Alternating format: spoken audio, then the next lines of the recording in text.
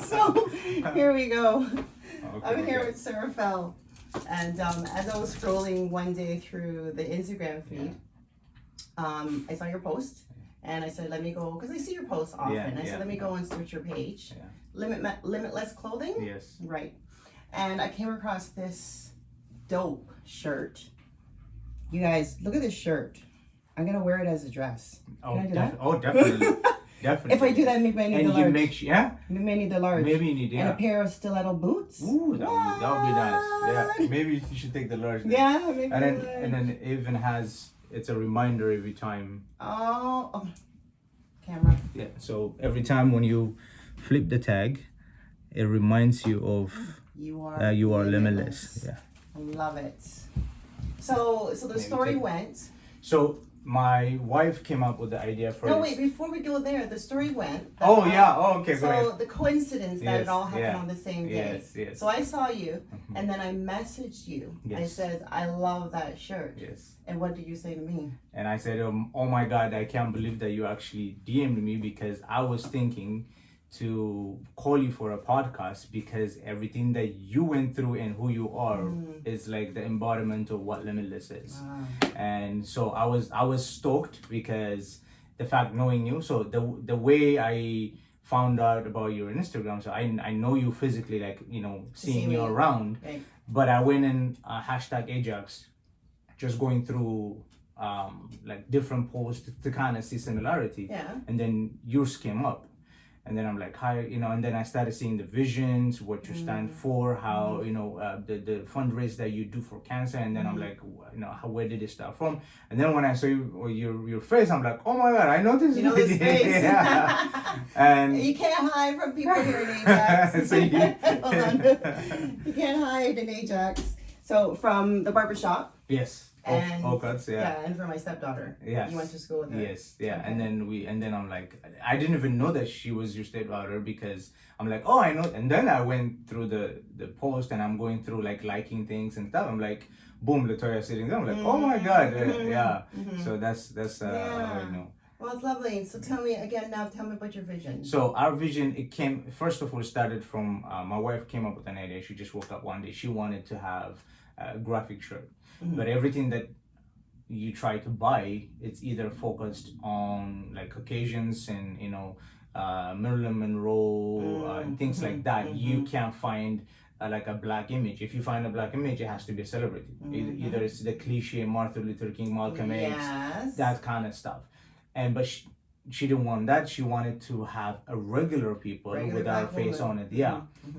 So it started from there, and then I'm a very right-minded. I'm very creative, so like my mind fires like crazy if I come up with an idea. So I'm like, and I start pushing, and I said, since we came up with a name, and then the name took another direction, we're like, it's limitless, so we might as well encourage people, you know, to come into a place of limitless, right? So yeah, and then I even kind of threw a joke into the logo, which is limitless usually is with 2 A's, and I put a 3 A's to say, I'm not gonna be and I'm not gonna be limited by the word 2 A's, so I added another S. So just to kind of like to play with the word. Oh, so there's 3 S's. 3 S's, okay. yeah. I didn't even realize yeah, that. and it also gives you a trademark for you. Yes. Yeah. Something different. So okay, yes, it is. We continued with that, and then we changed the vision. Not more of change, morphed it into where. Let's find people that actually represent and then put them on their face. Now we're starting with that. I am very an advocate of natural beauty when it comes to our queens. And I understand in certain aspects when people, you know, have conditions and things like that. Yes. But at the end of the day, I'm kind of, you know, I apologize. I'm kind of extreme. I'm like, even with your condition, rock your condition and then empower yourself. That's what I believe in. And you know, I don't know how far you've gone into my story on my page. Yes. But I come from a background of interior decorating and design, so makeup artistry as well, and that's how I began starting to speak with people one-on-one. You know, you're in their face one-on-one, and so I always wore makeup because it was a creative part of me, right? And I came to a place where I started to have some of my friends would always comment like, why do you always wear so much makeup? You're so beautiful and you're so naturally beautiful. And it's not that I never believed that I was beautiful. It was just part of my craft. Yes, exactly. Right? Yeah. So I would match my makeup with my clothes. As I became older and as I went through more and more of my own physical experiences with breast cancer and abdominal surgery due to umbilical hernia, I realized more and more of my natural beauty, and I accepted it more because I had to accept it, right? Yeah. And with that physical, natural, scars and all that, you can't control them. They are what they are. It's your story. Yeah. I started to become more natural with my face. Yeah, yeah. And I've always loved my face. I mean, I had no problem. I'm not. I was never one that's like, I got to cover up for any reason. It's just, again, because of the craft. Yeah. But I appreciate it more now. Yeah, it comes with what you go through and with the maturity. And then I think it's what made even your story more powerful is, especially when you started doing your photo shoot with it and stuff. And I'm like, this is like off the hook. Like this literally, it can bring people from the ground up. You have no idea the message that actually passes to people. It's crazy. So. And then I'm like, I have to interview. And then so the idea came in 2017. Okay. So throughout the process, I realized that, brand is not easy, creating a brand, especially clothing brand. And we didn't want it to be merch, the term merch where you become famous on YouTube and then you have a merch. We wanted to be an actual streetwear brand. Okay. But at the same time, we wanted to create a follower that actually believes with the vision. Yes. We don't want just people to wear it and say it's a style. Yep. But as they're wearing it, they kind of connect with the graphic, how the clothing makes them feel and stuff like that. So we are arranging to do podcasts, and I started one in my house, and then finally I said, I need to take it out public and I had to bring people in, and that's when I started saying, it's like, you should be my first one. So. And I was very stoked, and I was very honored for you to win. I think it's just meant to happen because I think so too. I believe in that. I believe things don't happen by circumstance. Exactly. Yeah. They are orchestrated, and they're meant to happen that way. Yes. Yeah. And that's what I believe in. Like as myself being a believer, and as I was driving, I was communicating with my wife, and I said, I think it's time to take action, and then I'm just gonna DM her. And like, if I get rejected, it's okay. I feel so honored. Honestly, I said, but I'm gonna shoot her anyways, and then see what's gonna happen. And then I even made a joke. I said, I might even throw in that I know her from Oka. That might help me and stuff like that. She was laughing. She was like, don't be cheesy. Just if you do it, just do it. It happened, but it didn't happen like that. Yeah. So, and she said, okay. And then we finished, and I was buying something around Western area, and then my Instagram went boom. I'm like, no way. And I was in the car, called my wife right away. Did you just pull over because I did. I'm like, as I'm driving and I was about to go into Sobeys, I forgot what it was. I just pulled in and I'm like, right away, I just called my wife. I'm like, you have no idea what happened. She's like, what happened? She's like, she just DM'd me. Oh my God, I have to meet her too. She even said, who? I'm like, what I was talking to you about, Diaries, and I'm like, I was telling him, like, she's like, I'm so happy, like, let's go for it. So yeah, I'm excited. So I love the vision. We are trying. That's what we are trying to do.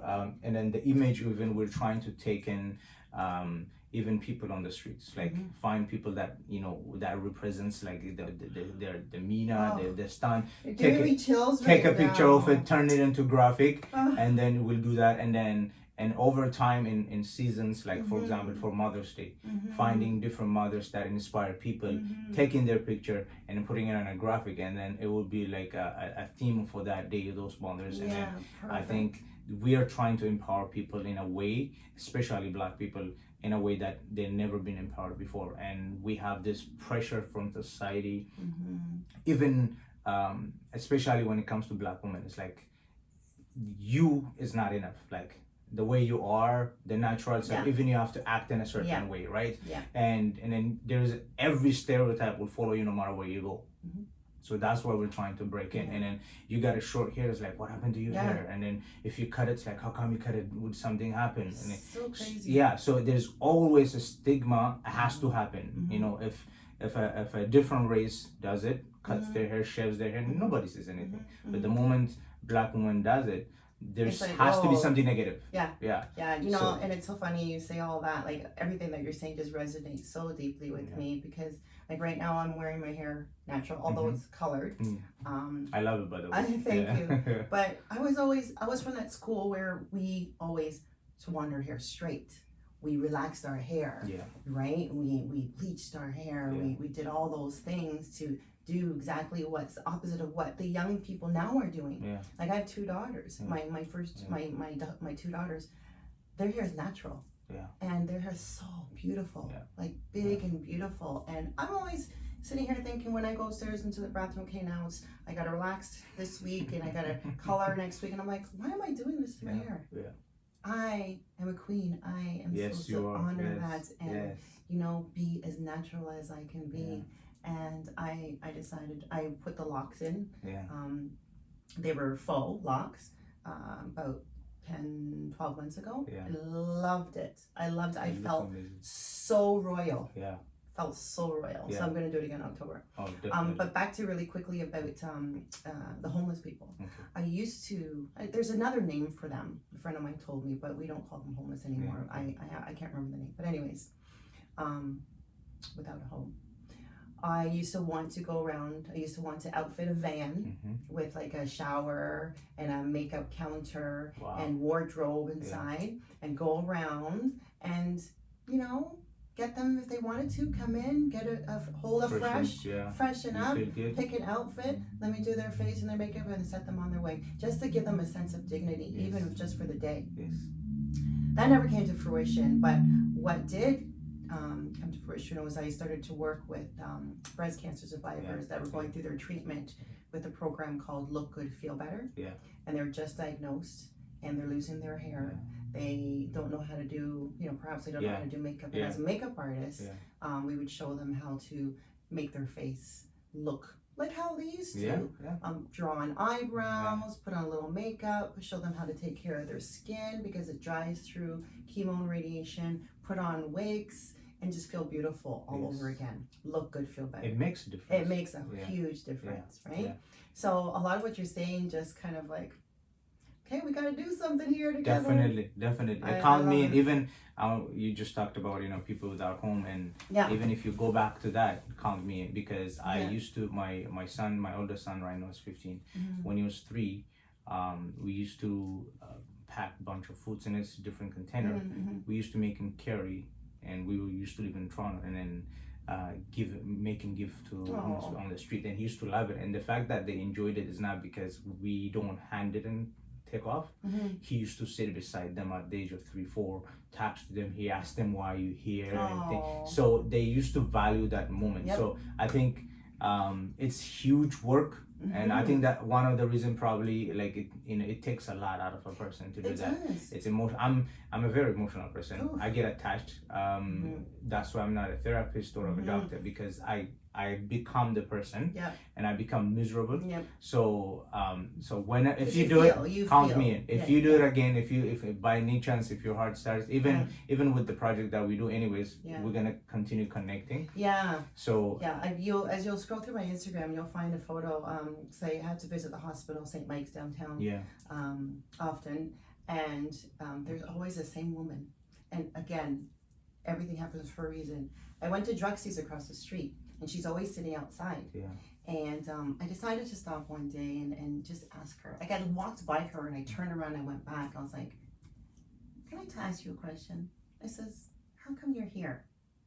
What is your story? We all have a story. And everybody that's on the street, they weren't always on the street. They were you and I before.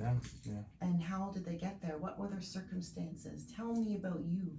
You know, because people walk by them, they're sitting on the floor and they're panhandling, and I'm sure that, you know, had to have taken away from their dignity, but they needed to do what they needed to do, right? Sometimes the circumstances are not the greatest, and they, I don't want to say do it by choice, but they make their own decisions and they are who they are. But sometimes there's no control over what happens, right? And we took a picture. It's on my IG, and I wrote about her because she told me she was a hairstylist and a makeup artist back in her day, one of the biggest ones. She went through a bad divorce, and you know, one thing after the other, addiction, and here she is, right? That's how it takes. Everybody's got a story. I mean, I would love to even go around and you know, visit these people without a home, and maybe you have a type of T-shirt that we give to them, and we ask them their story and we share their story. That would right? be beautiful. Yeah, we have lots to talk about. We'll organize, and then I don't want to start it because, like I said, if I started, I'm just gonna keep going on ideas after ideas. It's amazing the fact that the vision connects, and I'm very honored the fact that you messaged me, and then for us to be able to make a day to meet. And it's and again, not just because I'm in front of you, but for a person to go through 3 breast cancer and 24 surgeries.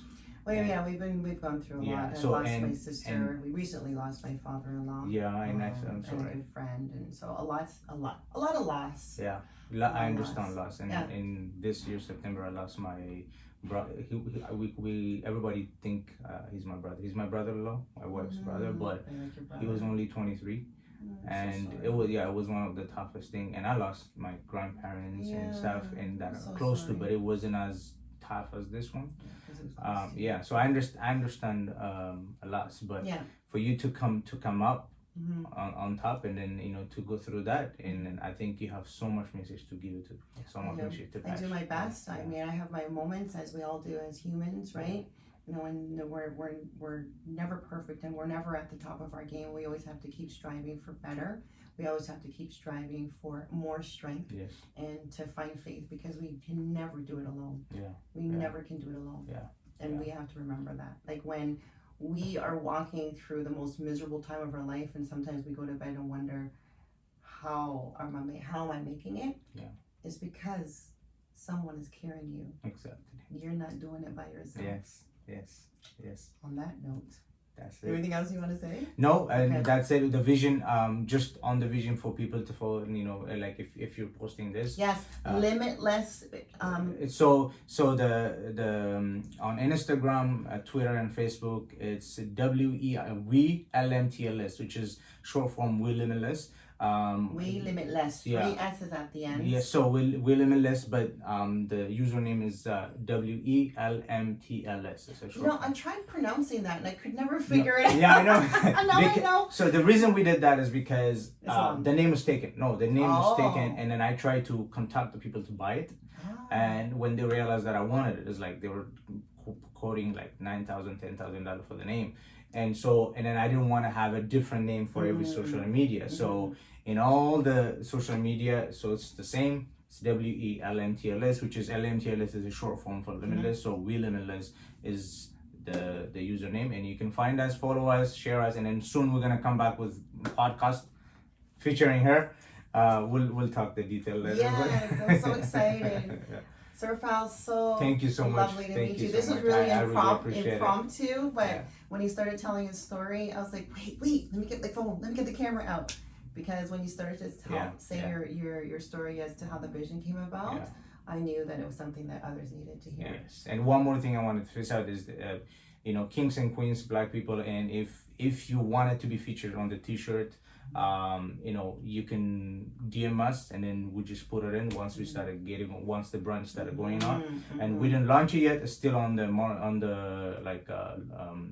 campaign stage. So once we get it going, and then that's what we do. So we don't want like celebrities and for women, famous people. We want people that actually that is like us. That is struggling, that's fighting to rise up, and then that's what we're trying to put in. So. I feel so good about this. Oh, thank you so much. Thank you. I appreciate it. I really appreciate it. Thank you for reaching out and for asking me to be your first guest on your podcast. Definitely. It's an honor. It's an honor. Awesome. Thank you. Peace.